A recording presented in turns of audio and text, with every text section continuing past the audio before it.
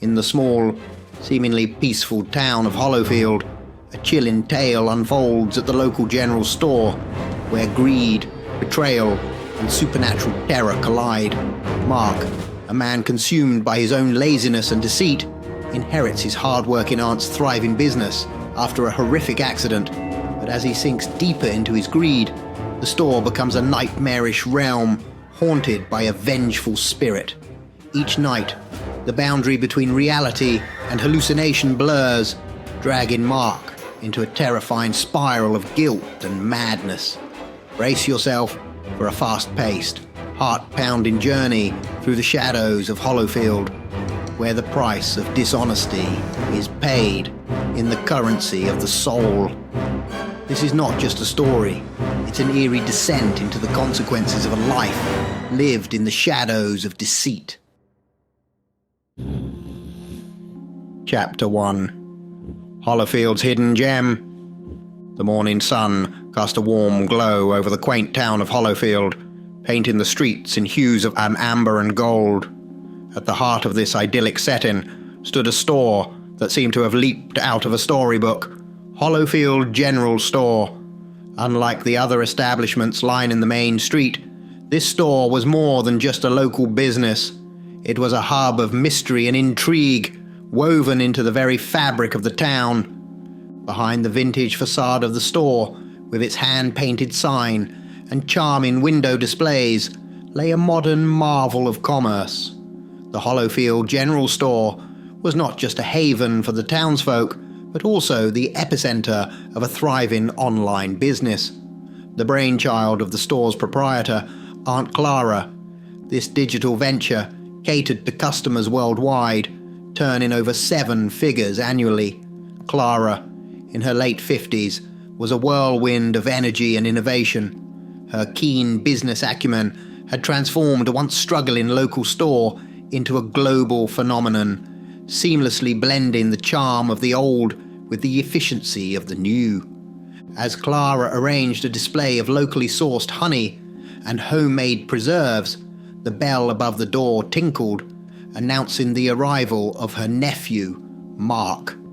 Mark was the antithesis of his aunt, a notorious slacker with a penchant for easy living. In his mid-30s, he had the kind of face that was quick to smile, but his eyes, a restless grey, always seemed to be searching for something just out of reach. "Morning, Aunt Clara," he called out cheerily, his voice echoing slightly in the spacious interior of the store.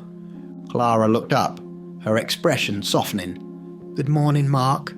What brings you here so early?" she asked, wiping her hands on her apron. Mark shrugged, wandering aimlessly among the aisles. "Just thought I'd see how my favourite aunt is doing," he replied, his gaze lingering on the antique cash register that was a centerpiece of the store. Clara chuckled, though her eyes held a hint of wariness. "Well, I'm as busy as ever. You know how it is, keeping up with the online orders and the store. It's a lot for one person." Mark's eyes sparkled with an unspoken thought. He was the only heir to his aunt's thriving business, a fact that often occupied his daydreams. Despite his aunt's success, she was frugal with her wealth, especially when it came to him.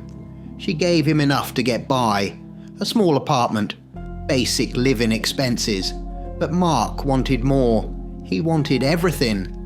As he strolled through the store, taking in the shelves stocked with an eclectic mix of products, from exotic teas to vintage toys, his mind raced with possibilities. If only he could get his hands on this gold mine, he could live the life he always wanted, free from worries and full of luxury. Clara watched her nephew with a mixture of affection and concern. She had always hoped that Mark would find his path, that he would learn the value of hard work and dedication. But as the years passed, her hope waned, replaced by a resigned acceptance. "Are you still helping out at the garage?" Clara asked, attempting to steer the conversation towards more positive topics. Mark shrugged nonchalantly. "Here and there. But you know how it is, Aunt Clara. I'm just not cut out for that kind of work." Clara sighed, turning back to her display. Well, you're always welcome to learn the ropes here. There's more to this store than meets the eye." Mark's interest piqued, but he masked it quickly with a casual smile. "Maybe one day, Aunt Clara. But for now, I think I'm better off just popping in for visits." As he left the store, the bell chimed again, a melodic farewell to a visit that had sown the seeds of a dark plan in Mark's mind. Hollowfield General Store, with its charming exterior and lucrative secrets, had just become the target of his avaricious desires. It's time for a quick scare break. As we linger in these shadowy realms, a small favour I dare to ask. If my tales of terror bring you thrills, do not let our journey end here. Hit like, subscribe, and join our dark congregation. I must extend my deepest, most sinister thanks to those souls brave enough to support our chilling journey. Your contributions, kindred spirits, are the lifeblood of our channel. They help me continue to craft the haunting tales that send shivers down your spine and keep you awake at night, pondering what lurks in the shadows. If you too find yourself captivated by our chilling chronicles and wish to help the channel, consider clicking the thanks button below. Your support, dear viewer, is not just a contribution. It's a lifeline that allows me to continue weaving these terrifying tales just for you. Let's embrace the darkness once more. Let's get back to the shadows. Chapter 2. A Fateful Night. The evening settled over Hollowfield like a gentle shroud, the last rays of the sun disappearing behind the horizon. Inside the Hollowfield General Store, Clara worked diligently, her day far from over. The computer screen in her small office glowed, displaying the surge in online orders for her digital courses on healing, motivation, and clairvoyance. Her lips curled into a smile of satisfaction.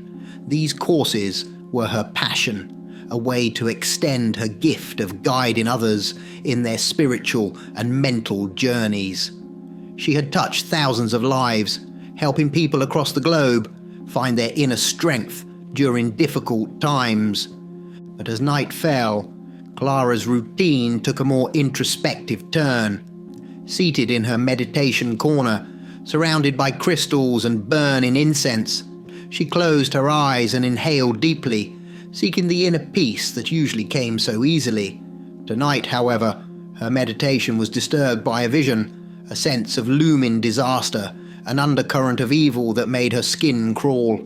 The warning seemed to revolve around Mark, her nephew. Was he in danger, or was the danger from him? The ambiguity of the premonition left her unsettled, a worrying thought that lingered as she prepared for bed. Meanwhile, in the cover of darkness, the back door of the store creaked open. Mark slipped inside, his intentions nefarious. As Clara lay in her bed, her mind wrestling with uneasy thoughts, Mark prowled the store. He was looking for anything of value, anything he could turn into the cash he so desperately craved. Ascending the stairs to the living quarters, Mark's foot caught on an ornate rug. The resulting thud shattered the stillness of the night, jolting Clara awake. Gripping a sturdy club, the tool of her protection, she stepped out of her bedroom, only to be met with the sight of her nephew scrambling up from the floor. "What on earth are you doing here?" Clara demanded, her voice a mix of disbelief and anger. Caught in the act, Mark struggled to regain his composure, his embarrassment morphing into defiance. "I need money, Aunt Clara," he blurted out. "It's my time now. You earn all this, and you don't even need it." Clara's eyes narrowed, her voice steady and stern. "I work, Mark. I love to work. My reward is the joy of creating and helping others. What about you? You can't hold a job. You rely on my charity, and you walk around pretending to be something you're not." She continued, her words sharp but laced with truth.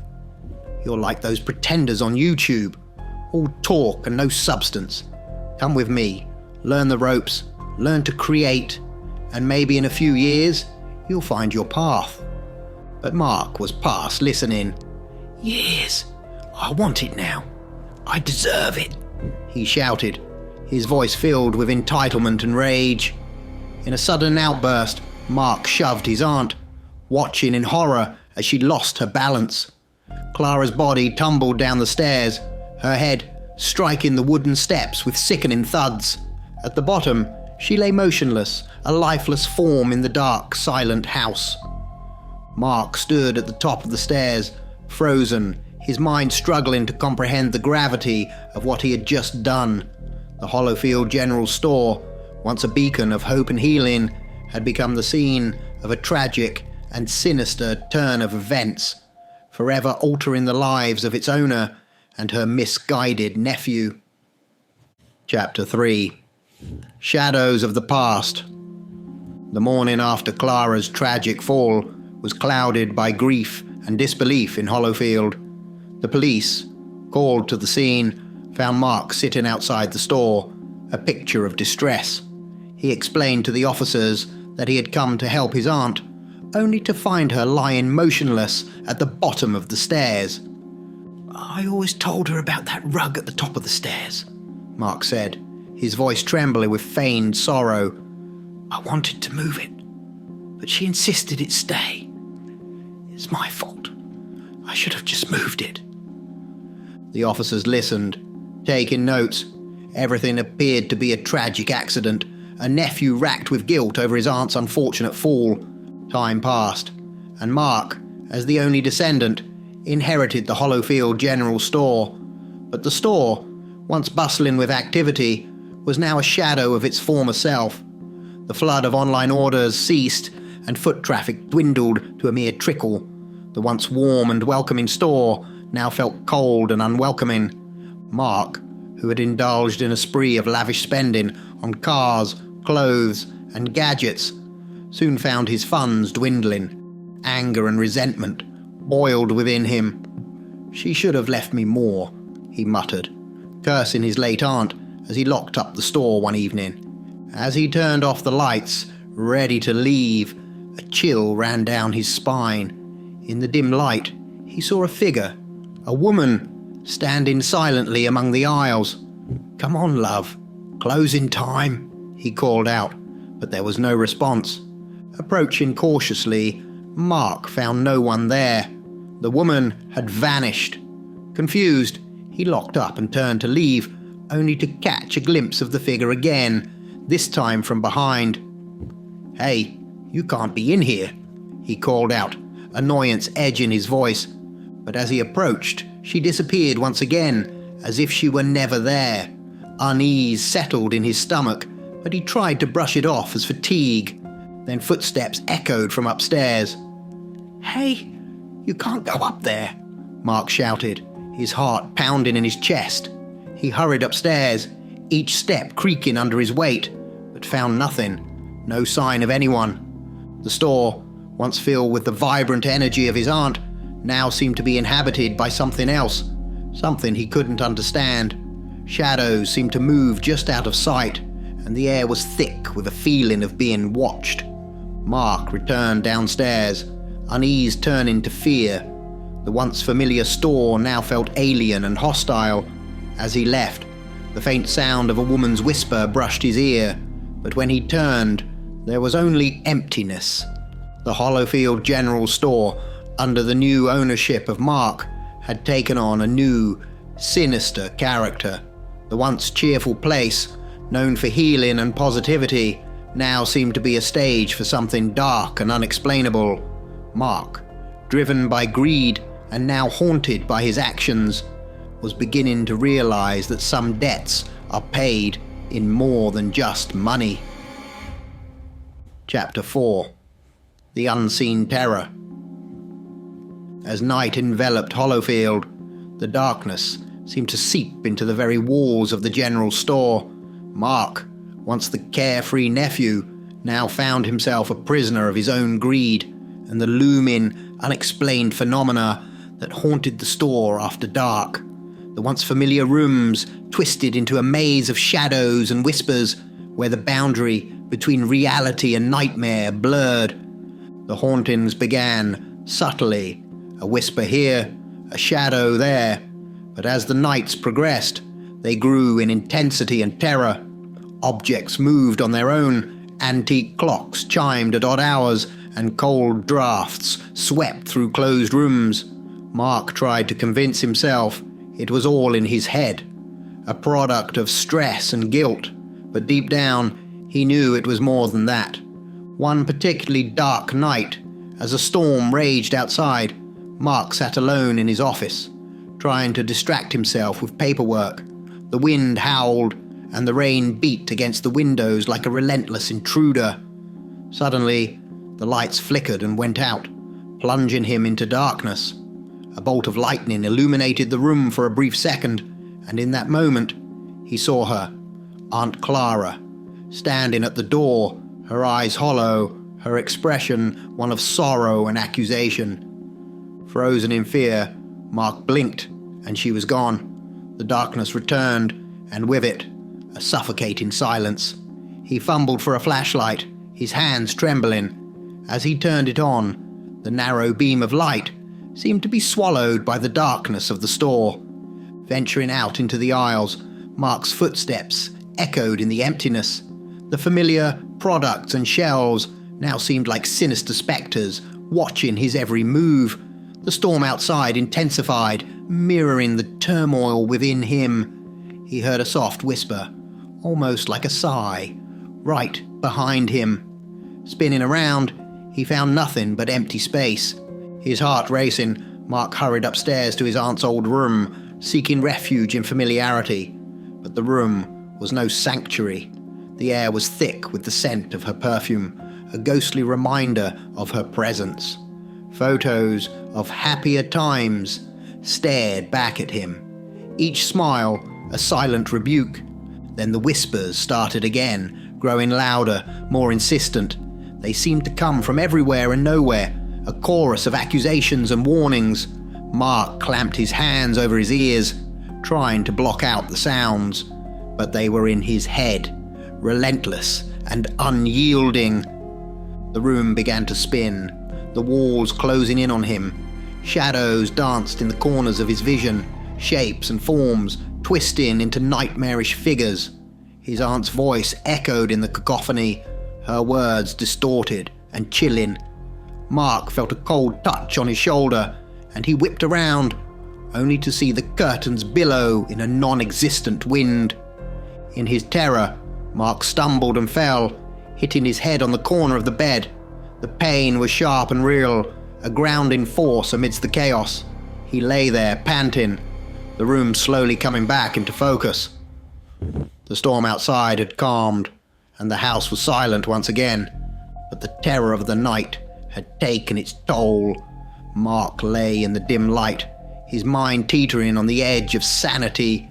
The once greedy and carefree nephew now found himself caught in a web of psychological horror, haunted by the ghost of his own deeds, unsure of what was real and what was a product of his guilt-ridden mind. The Hollowfield General Store, once a beacon of light and hope, had become a dark labyrinth of fear and madness. Chapter 5. The Labyrinth of Madness. Exhausted and emotionally drained, Mark finally succumbed to sleep, his mind teetering on the edge of consciousness. However, rest provided no escape. His dreams were a twisted kaleidoscope of horror, filled with ghostly apparitions and distorted memories. The store transformed into a haunted maze, each turn revealing a new terror. His aunt's figure appeared repeatedly, her face shifting between expressions of sorrow and accusation. In one particularly vivid dream, he was back in his bedroom, the storm outside raging furiously. He turned to find his aunt, lying next to him in bed, her eyes staring vacantly into his. Jolted with terror, Mark tried to scream, but no sound came out. He struggled to wake up, to escape this nightmare, only to realize with a bone-chilling certainty that he was still trapped in the depths of his dream. His mind became a battleground of psychological horror, blurring the lines between wakefulness and dream. Haunting phrases echoed in his mind, each word a dagger to his conscience. You didn't want to be great, but be seen as great. You didn't want to work, but be seen as a worker. You want respect from others, but you borrowed that respect. These words, mirroring his aunt's last admonitions, tormented him, revealing the hollowness of his existence. Finally, he awoke, gasping for breath, his heart pounding in his chest. He had to get out of the store, away from the oppressive walls that seemed to close in on him. Stumbling outside, the cool night air hit his face, a brief respite from the suffocating atmosphere of the store. But even in the quiet streets of Hollowfield, Mark found no peace. Everywhere he looked, he saw his aunt's face, in the windows of the houses, in the shadows cast by the streetlights, always smiling, always mocking. Was he still dreaming, or had he woken up? Reality and illusion had become indistinguishable in his tormented mind. As he wandered the streets, the line between the physical and the spectral world continued to blur.